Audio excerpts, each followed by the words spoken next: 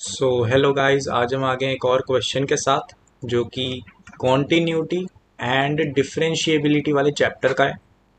तो देखो यार, ये जो सवाल है ना, ये सवाल बहुत इंपॉर्टेंट है क्योंकि ये आपको ये बताता है कि कॉन्टिन्यूटी और डिफरेंशिएबिलिटी जो है उसको आप चेक कर सकते हो ग्राफिकली। ठीक है, आप ग्राफिकली भी चेक कर सकते हो इन दोनों चीज़ों को। और ये सबसे बेस्ट मेथड रहता है क्योंकि कभी कभार आपकी कैलकुलेशन में एरर हो सकता है, लेकिन ग्राफ आपको हमेशा एक्यूरेट बातें बताता है ना। तो देखो भाई, करेंगे कैसे। एफ ऑफ एक्स हमें गिवन है ये। ठीक है, अगर आपको दिख नहीं रहा है तो मैं क्लियरली लिख दूं। एफ ऑफ एक्स आपको गिवन है यहाँ पर एक्स स्क्वायर माइनस वन का mod minus one x greater than sorry less than ना,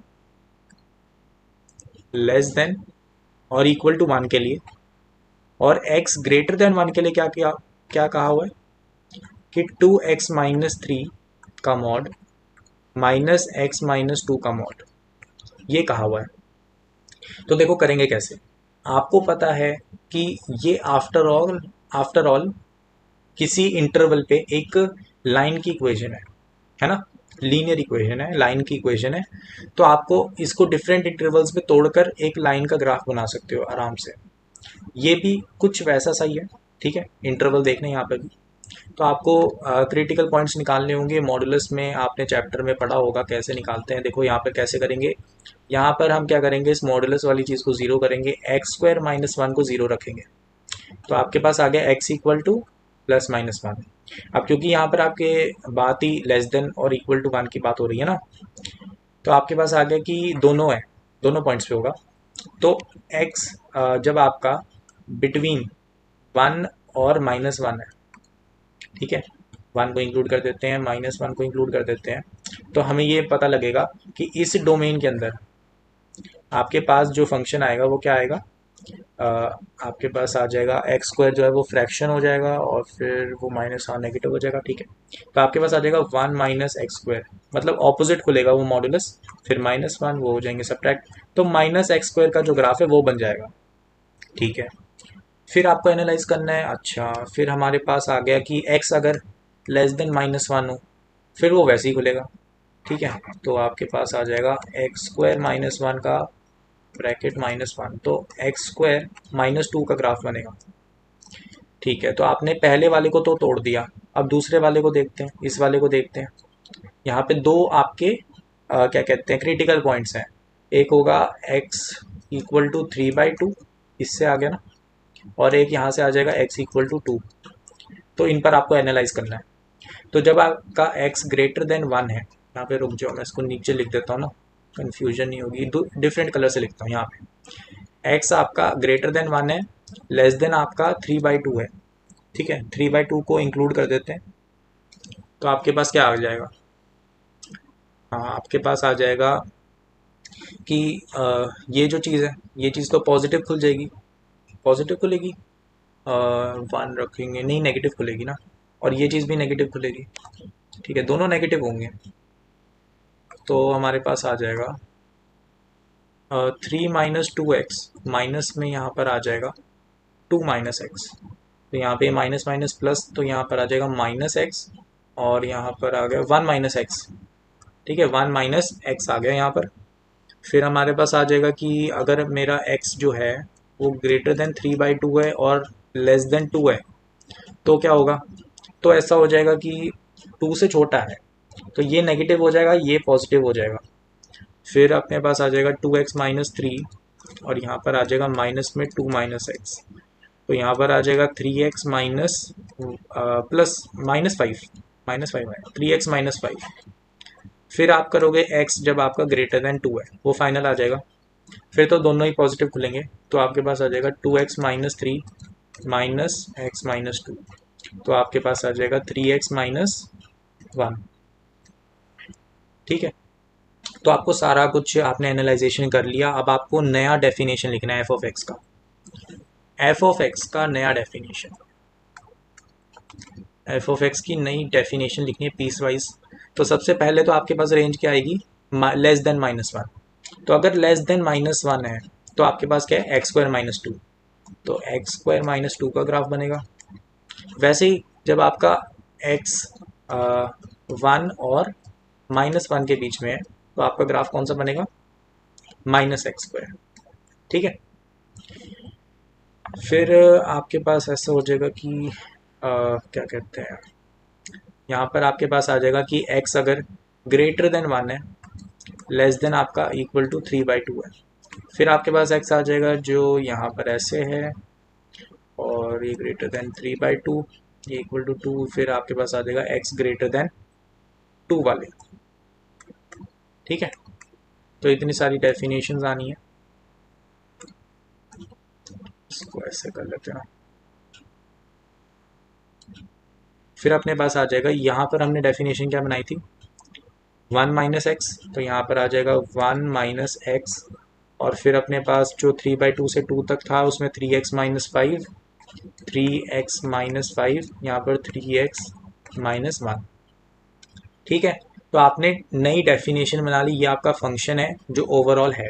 ठीक है, सेम ही फंक्शन है, बस उसको लिखने का तरीका अलग है। पीस वाइज जो इसकी डेफिनेशन थी उसको हमने चेंज करा है। अब इससे ग्राफ बनाना बहुत आसान हो गया है ना। तो यहाँ पर हम ग्राफ बना लेते हैं ना, ग्राफ बनाते हैं, नीचे बना लेते हैं। ये हमारा एक्स एक्सेस हो गया। ठीक है। और क्योंकि हमारी जो रेंज है वो, हाँ ठीक है, वाई एक्सेस बना लेते हैं। यहाँ पर हमारे पास वाई एक्सेस हो जाएगी। ठीक है। तो हम पहले देख लेते हैं कि भाई अगर -1 है, ठीक है, और यहाँ पर 1 है, यहाँ पर हमारे पास 2 आ जाएगा, यहाँ पे 1 रख देते हैं। ठीक है। तो ये हमारे पास आ गया ओवरऑल। ठीक है। आप थोड़ा सा रफ डायग्राम होगा क्योंकि हमें ज़्यादा एग्जैक्ट बना के भी कुछ करना नहीं है इतना खास। तो हमारे पास आ गया कि सबसे आसान वाले कर लेते हैं पहले, है ना। तो सबसे पहले हमारे पास आ जाएगा कि ग्रेटर देन 2, अगर ग्रेटर देन 2 है, ठीक है, यहाँ पर आपके पास है 3x-1। तो ग्रेटर देन 2 के लिए 3x-1 है, ये जो है लाइन, ये y इक्वल टू 3x-1 वाली लाइन है। तो यहाँ पर आप बहुत इजीली देख सकते हो, अगर आप y को 0 रखते हो तो उसका x कोऑर्डिनेट क्या आएगा, 1/3। तो यहाँ पर कहीं पे 1/3 होगा, है ना। 2 पर देख लो वैल्यू क्या आएगी, 2 पर अगर हम देखेंगे 5 आएगी वैल्यू ना। तो 5 का यहाँ पर ये 1 2 3 4 5 ऐसा लगा लो। तो यहाँ पर हमारे पास कुछ ऐसी वैल्यू है और वो ऊपर जा रहा है ग्राफ। ठीक है, समवॉट लाइक दिस। यहाँ पर एक होल आएगा क्योंकि 2 पर वैल्यू कुछ और है। तो यहाँ पर हमारे पास जो दूसरी लाइन है हमारी 3/2 से, यहाँ पर हमारे पास 3/2 से 2 तक के बीच में ये वाली लाइन है। ये हमारी लाइन होगी y इक्वल टू 3x-5 वाली। और जब 2 पर वैल्यू देखोगे इसकी, x इक्वल टू 2 पर, तो वैल्यू 1 आ रही है, 1 वैल्यू आ रही है यहाँ पर वैल्यू 1 आ रही है, यहाँ पर वैल्यू 1 आ रही है 2 पर। एंड जो 3/2 पर वैल्यू है वो क्या आ रही है, 3/2 अगर डालोगे तो 9 माइनस 1/2 आएगी, तो नेगेटिव चले जाएगा ना। यहाँ पे आपके पास आ जाएगा -1/2। तो समवॉट लाइक दिस की यहाँ पर आ जाएगा ना। तो एक ऐसी स्ट्रेट लाइन है। ठीक है। यहाँ पर एक होल आएगा 3/2 में, थोड़ा ढंग से लिख देता हूँ, 3/2 ना थोड़ा सा अच्छे से लिखा नहीं है। यहाँ पर एक होल आना है, यहाँ पर 3/2 है। ठीक है। अब हमारी अगली जो स्ट्रेट लाइन है वो कौन सी होगी, यहाँ पर होल आना है यार, यहाँ पर होल आएगा -1/2 पे, और ऐसे एक स्ट्रेट लाइन है। ठीक है। फिर अपने पास आ गया कि ये वाली लाइन x ग्रेटर देन 1 है और 3/2 से छोटा है, तो 1 माइनस एक्स। तो ये तो बहुत सिंपल होगा कि अगर हम x को 1 डाल रहे हैं तो 0 आ रहा है। ठीक है, 1 पर 0 वैल्यू आ रही है। और यहाँ पर होल आएगा क्योंकि 1 इंक्लूडेड नहीं है यहाँ पर, है ना, 1 इंक्लूडेड नहीं है। 3/2 इंक्लूडेड है, तो 3/2 पर वैल्यू क्या आएगी, -1/2। तो यहाँ पर आके आप कह सकते हो कि यहाँ पर फिल हो गया गैप, है ना, यहाँ पे कोई गैप नहीं है, यहाँ पर एक होल है। ठीक है।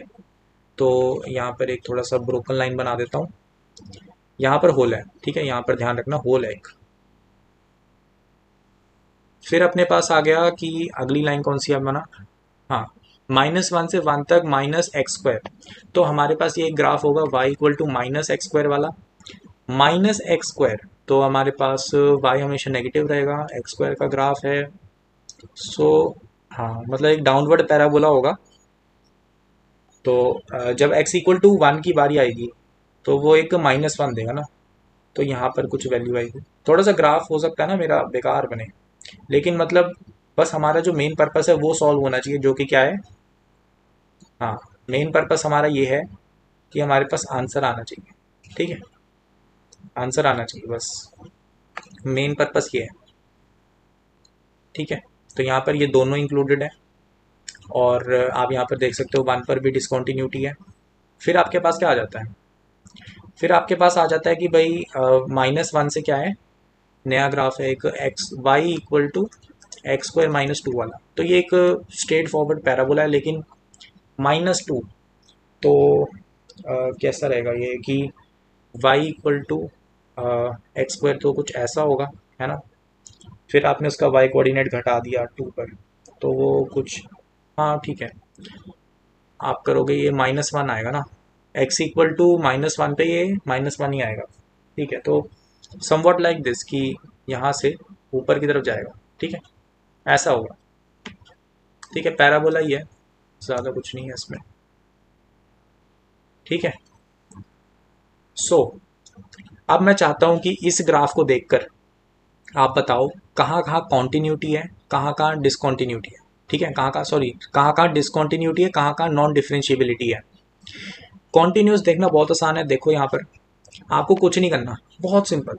देखो स्ट्रेट फॉरवर्ड बता रहा हूँ, लेफ्ट टू राइट जाना है ग्राफ से, लेफ्ट टू राइट एक्स को बढ़ाते जाना है। यहाँ पे हम गए, देखा मैंने ग्राफ में, चला मैं, चला चला चला, ये तो कॉन्टिन्यूस है, यहाँ तो मैं कॉन्टिन्यूसली चल पा रहा हूँ, चल पा रहा हूँ, चल पा रहा हूँ। 1 पे जाके मुझे जंप लेना पड़ रहा है कि 1 पे मैं पहुंचा, फिर मेरे को एक जंप लेना पड़ रहा है, तो यहाँ पर एक डिसकॉन्टिन्यूटी है। ठीक है, डिसकॉन्टिन्यूटी मिल गई। फिर ठीक है, मैं यहाँ पर पहुंच गया, फिर मैं चला चला चला चला कॉन्टिन्यूस, फिर मेरे को एक जंप लेना पड़ रहा है ना, तो यहाँ पर मुझे एक और डिसकॉन्टिन्यूटी मिल गई। ठीक है, और फिर मैं चलता गया, ये मेरे को कॉन्टिन्यूस मिल गया। ठीक है, तो यहाँ से क्या पता लग गया, यहाँ से हमें ये चीज़ पता लग गई कि 2 डिसकॉन्टिन्यूटी है। तो यहाँ से हमें पता लग गया number of points at which F of x is non continuous. ठीक है, कॉन्टिन्यूस नहीं है, वो है 2। ठीक है, अच्छा, अब सुनो बहुत इंपॉर्टेंट बात, जिन जिन पॉइंट पे ये कॉन्टिन्यूस नहीं है, वहां वहां पे ये डिफरेंशिएबल नहीं हो सकता। ठीक है, जहां पे कॉन्टिन्यूस नहीं वहां डिफरेंशिएबल भी नहीं हो सकता। ये पॉइंट जिस बच्चे को पता है उसको पहले ही पता लग गया, नॉन डिफरेंशिएबिलिटी में ए ऑप्शन तो एलिमिनेटेड है। ठीक है, ओके, तो आप अब डिफरेंशिएबिलिटी देख रहे हो। डिफरेंशिएबिलिटी देखने का जो सीधा सीधा सा मतलब होता है वो बहुत ज़रूरी है। ठीक है, मैं बताता हूँ कैसे देखते हैं। तो अपने पास डिफरेंशिएबिलिटी की बात आई। देखो डिफरेंशिएबिलिटी का ऐसा बात है कि उसमें आप ना लेफ्ट टू राइट जाओगे, लेकिन पॉइंट्स पे थोड़ा शक करके चलना पड़ता है।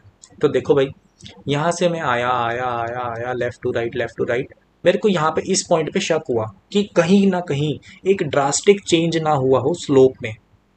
ठीक है, तो मैंने ऑब्जर्व करा इस पॉइंट को, मैंने इस पॉइंट को ऑब्जर्व करा।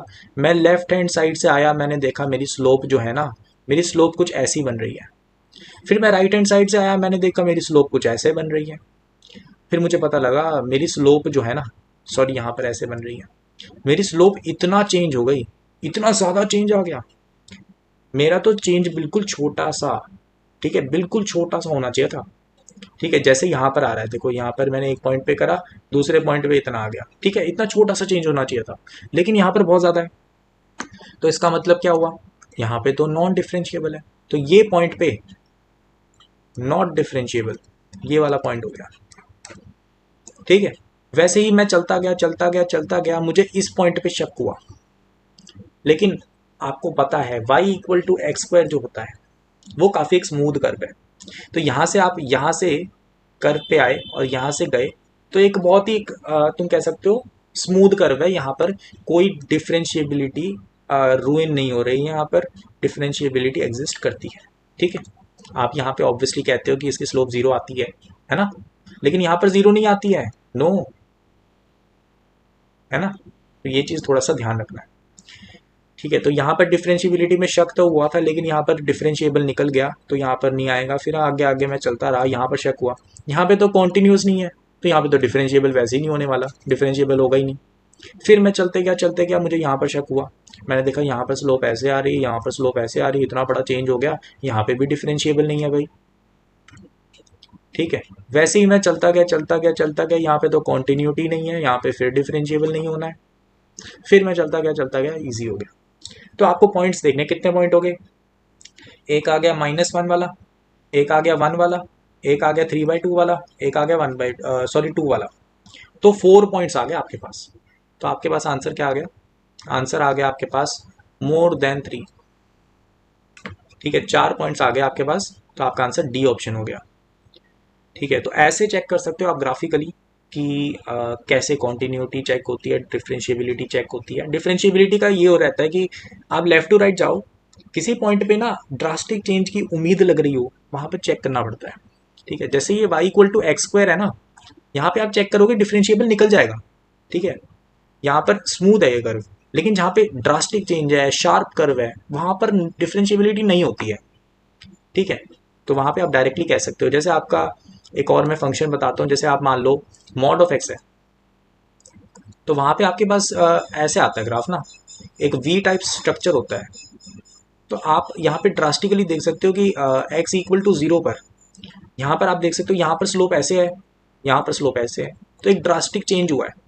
ये ड्रास्टिक चेंज की वजह से यहाँ पर डिफरेंशिएबल नहीं होता ये।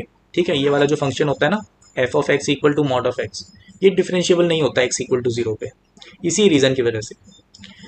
ठीक है, तो ऐसे ग्राफिकली हम चेक कर सकते हैं चीज़ों को। आई थिंक तुम्हें थोड़ा सा क्लियर हो गया होगा। वैसे क्वेश्चन सॉल्व करोगे, ग्राफिकली करने की कोशिश करोगे तो तुम्हें और ज़्यादा क्लियर हो जाएगा इस चीज़ के ऊपर।